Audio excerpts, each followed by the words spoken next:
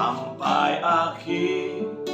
Ku menutup mata, ku tetap setia menanti janjimu, sampai ku dapatkan mahkota kehidupanku. Ku tetap setia melayanimu sampai akhir. Ku menutup mata, ku tetap setia menanti janjimu, sampai ku dapatkan mahkota kehidupanku. Ku tetap setia melayanimu sampai akhir, sampai akhir. Ku menutup mata, ku tetap setia menanti janjimu, sampai ku dapatkan mahkota kehidupanku. Ku tetap setia melayanimu, ku tetap setia melayanimu, ku tetap setia melayanimu. Haleluya.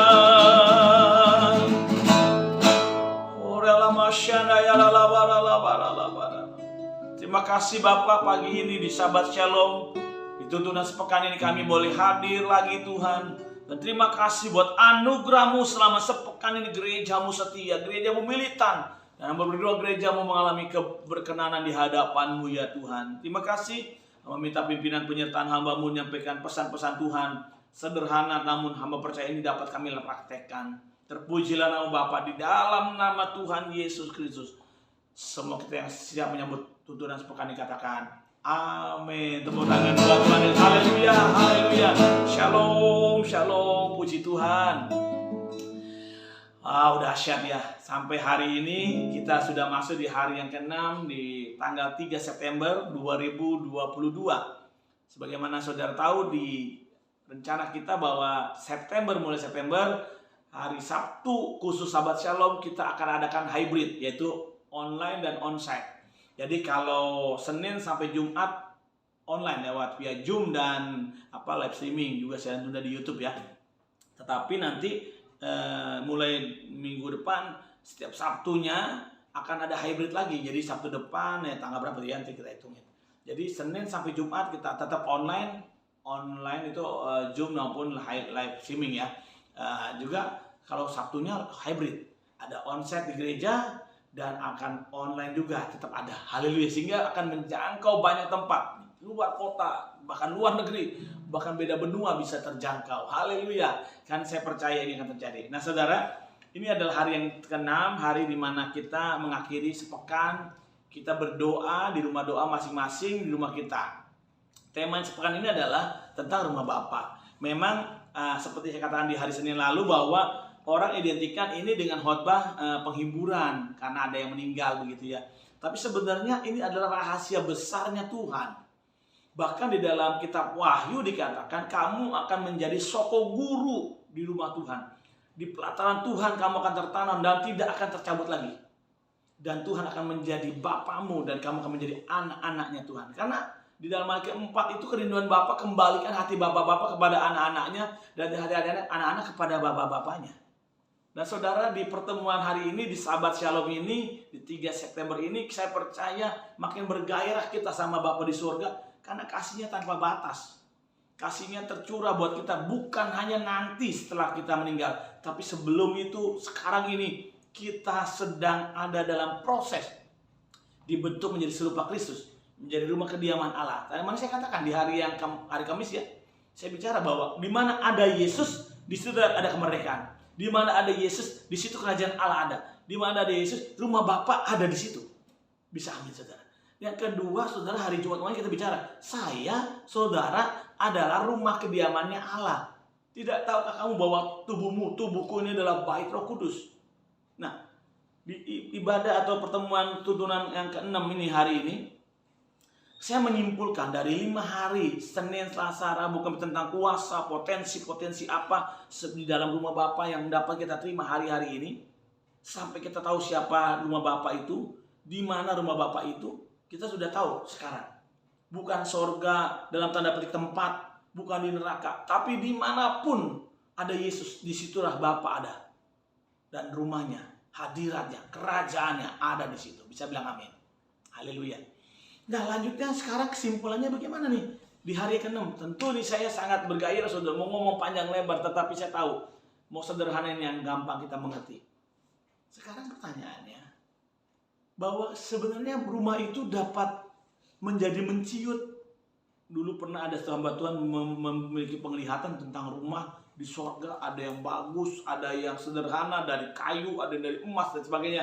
It's okay, saya nggak menanggapi hal itu, tetapi saya katakan apa yang saudara dan saya bangun di sini dalam bingkai manusia roh akan menjadikan itu masuk dalam kekekalan. Jadi kalau saudara dan saya berjuang untuk tidak mudah menghakimi atau sakit hati atau putus asa ya, pahit hati dan sebagainya, maka itu akan menjadi modal kita tinggal di sana. Karena di sana nggak ada dosa. Apakah kita di sini imun dari dosa? Tidak. Tapi apakah kita bisa lari atau menghindar dari dosa? Bisa. Tergantung kita. Maksudnya adalah tergantung saudara dan saya kuat-kuatan mana. Mau nyantol sama Tuhan atau enggak. Kalau kita nempel sama Tuhan, kata Tuhan Yesus, nempel kepada pokok anggur, engkau tidak akan pernah susah.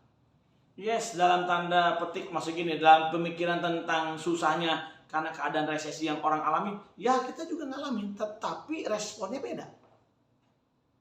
Nah, saya ingin kerucutkan tentang rumah Bapa pada kesimpulan terakhir. Kita berkata tentang rahasia yang berabad-abad. Berabad-abad itu artinya nggak pernah dibuka rahasia. Dikatakan apa yang kau ikat di bumi terikat di sorga, apa yang kau lepaskan di bumi di dunia ini kau terlepas di sorga. Dan dikatakan apa? Di sana di mana kamu diberkati, nama Tuhan dipermuliakan, di mana engkau menunjukkan prestasi kehidupanmu, sorga bersorak-sorai. Wah, saudara, itu sedang bicara tentang apa yang akan saudara lihat. Tapi nanti ya, sekarang kita hanya melihat dari bayang-bayang saja, saudara. Penglihatan ya. Tetapi saatnya nanti akan ada waktunya Tuhan akan membukakan itu bagi kita semua. Nah, di kesimpulan terakhir dalam pertemuan ini, apakah seluruh kita, para hamba Tuhan, para murid Tuhan, sudah mengalami damai sejahtera? Kita cek dulu ya. Sukacita, damai sejahtera. Apakah kita tahu bahwa kita adalah rumah kediaman Allah? Apakah kita sudah sadar bahwa di mana Yesus dihadirkan, di situ kerajaan Allah hadir? Dan Tuhan itu mengetahui isi hati kita dengan detail. Jangan berpikir kalau kita sudah rajin ibadah, rajin pelayanan, bahwa kerajaan Allah pasti menyertai kita. Ya, doanya sih begitu, sama dengan saya doanya begitu. Tapi yang tahu rasakan kita masing-masing. Nah, di akhir kesimpulan ini saya mau ajak kita semua cek lagi ya diri kita masing-masing. Apakah kita nih ada di sini, di dalam persekutuan ini, dalam keluarga rohani saudara, sudah mempraktekkan belum nilai-nilai kerajaan sorga, rumah Bapa itu? Kalau belum, nah ini kesimpulan terakhirnya, ternyata mengasihi Allah itu harus dicerminkan dengan mengasihi sesama. Nggak bisa lepas. Aku pilih mengasihi Allah nih. Dulu waktu saya melayani satu daerah kecil, seorang bapak udah meninggal, udah dipanggil Tuhan. Dia cerita sama saya, Pak, saya punya panggilan menjadi pendoa. Serius? Oke. Saya mau kita berdoa dan uji sama Tuhan. Apakah benar Bapak punya panggilan pendoa atau bukan? Baru doa sejam, setengah, 2 jam gitu. Sebelum lama, baru 1 jam lah, kurang lebih 2 jam. Udah nggak betah. Ini pendoa atau apa nih ya? Kalau pendoa ya dia senang berdoa dong, ya kan? Pemasak suka masak kan gitu ya. Jadi enggak, hanya orang berpikir gini, mau lari dari beban tanggung jawab atau apalah gitu. Pilih doa lah, pengen lihat santai. Udah. Hari ini saudara, kalau saudara mendengarkan pesan yang di hari ke-6 ini, saya mengajak saudara untuk melihat dulu flashback ke belakang kehidupan kita.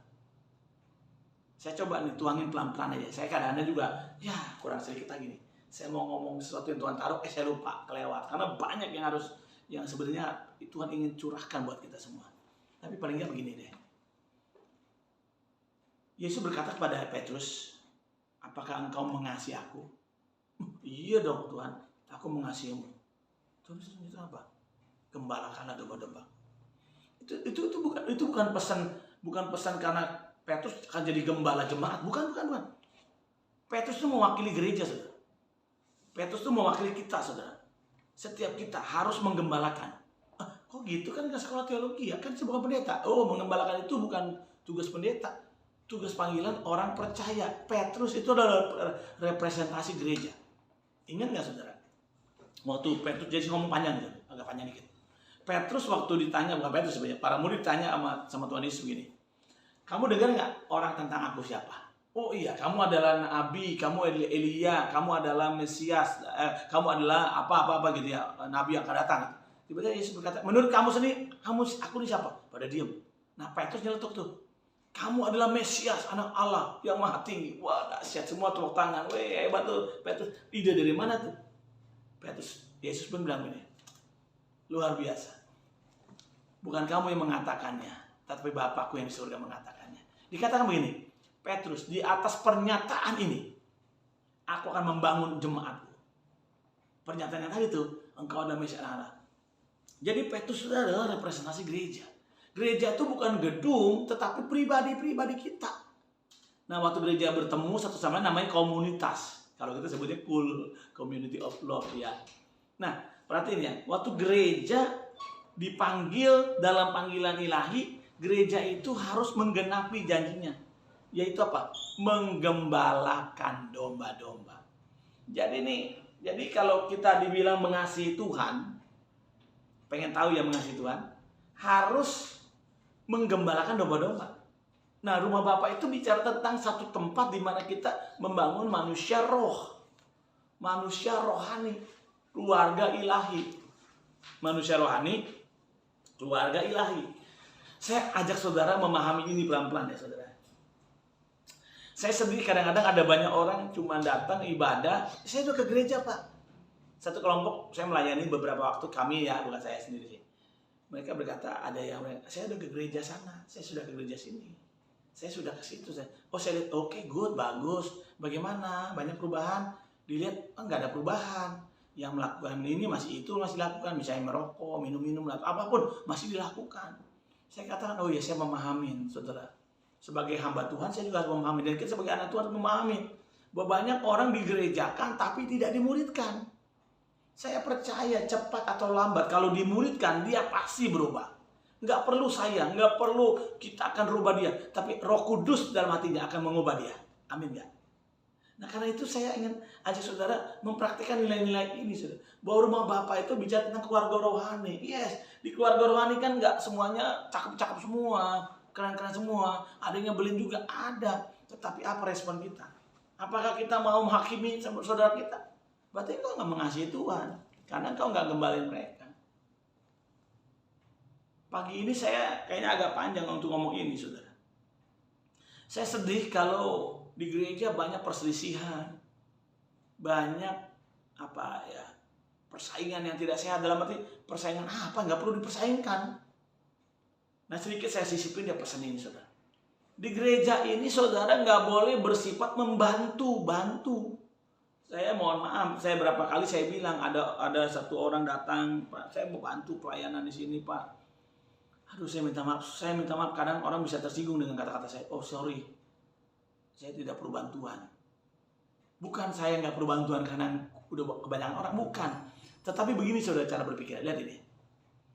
Bapak Ibu Saudara sekalian datang ke gereja melayani itu bukan membantu satu sama lain, tidak.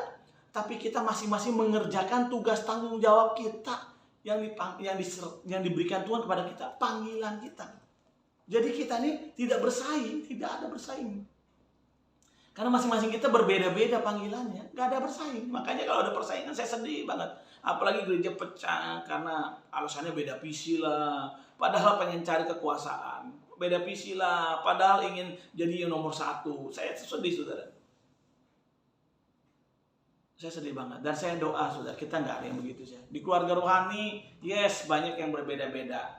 Yang naik lebih tinggi rohani, yang sedang, yang ada di bawah, ya yang manis-manis, yang nyebelin sekalipun. Ini keluarga kita. Jangan pernah tinggalkan persekutuan. Ada di sini, ayomi yo. Yang lebih rohani harus ngayomi yang belum atau yang kurang rohani. Tapi kita nggak boleh menghakimi. Karena pagi ini, akhirnya di Sahabat Shalom ini saya ajak kita semua. Yuk minta sama Tuhan kuasa Roh Kudus untuk bisa melihat setiap orang seperti Yesus melihat. Yang mau katakan amin, mari angkat tangan kita. Terima kasih Bapak, kami berdoa hari ini. Akhir kesimpulan dari rumah Bapak ini, kami mau belajar dari rumah kami, belajar dari gereja kami, di mana kami bersekutu bertumbuh. Tuhan mau berdoa biar Roh Kudus di tangan yang terangkat hati terbuka dicurahkan buat setiap kami. Dalam nama Yesus, dalam nama Yesus. Pengurapan Tuhan menudungi anak-anakmu sehingga kami dapat mempraktekkan tinggal dalam rumah Bapa, mengasihi sesama. Oh, terima kasih Bapa. Kami memuji kebesaran-Mu. Katakan ajaib Tuhanku, ajaib Tuhan, ajaib Tuhan. Lagi katakan kami memuji, kami memuji kebesaran-Mu. Ajaib Tuhan, ajaib Tuhan, ajaib Tuhan, ajaib Tuhan, ajaib Tuhan, ajaib Tuhan, ajaib Tuhan, ajaib Tuhan,